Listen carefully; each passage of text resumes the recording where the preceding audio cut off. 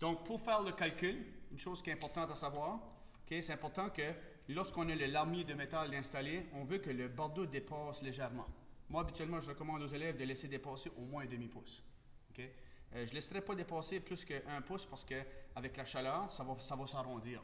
Donc, sur une maison, habituellement, tu peux aller un demi-pouce, puis ça marque sur le parquet qu'est-ce qui est le maximum. Alors, si je calcule, par exemple, la distance que je laisse dépasser ici, jusqu'à la pointe de ma toiture, j'ai 34 pouces. Donc, pour calculer les rangées, qu'est-ce que je dois faire?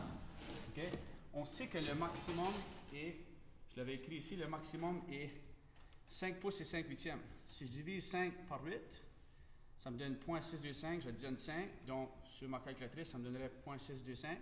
Puis ensuite de ça, il faut que je regarde qu'est-ce qui est mes options. Si ça, c'est mon maximum, je peux prendre ma distance que j'ai ici, je le divise par 5.625, puis ça va me donner mon nombre de rangées. Si je le divise, ça me donnerait 6 points quelque chose. Donc, ça veut dire que c'est soit 6 ou 7. Donc, j'aurais l'option, par exemple, 1, j'aurais l'option 2, puis j'aurais soit 6 rangées ou 7. Si je le divise ensuite par 6, je vais faire le calcul. Donc, je ferai mon 34 pour savoir la largeur de mes rangées exactes. Donc, je ferai mon 34, je le divise par 6, 5.6666. Alors, si je le divise par 5.66, je dépasse le 5.625, je dépasse mon maximum. Ce qui veut dire qu'en principe, mettre 6 rangées ne serait pas une option parce que je ne respecte pas les recommandations du fabricant. Si je le divise par 7, donc 34 divisé par 7, me donne 4.85714.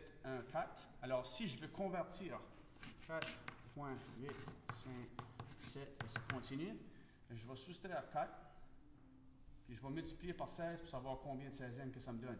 Ça me donne, si je le multiplie, si je prends ceci, puis je le multiplie par 16 pour le convertir en 16e, ça me donne 13.7, ça c'est des 16e.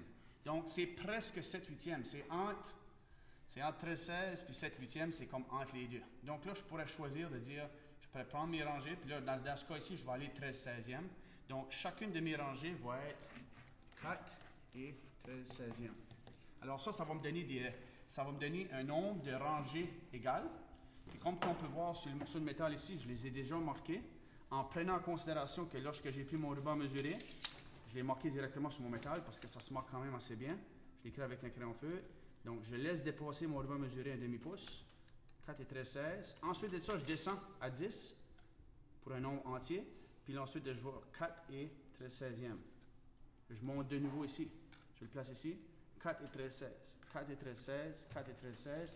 Puis si on va au fait, ça nous donne des rangées qui sont parfaitement égales. Donc, dans la prochaine vidéo, je vais parler de comment commencer la bande de départ avant de faire la première rangée.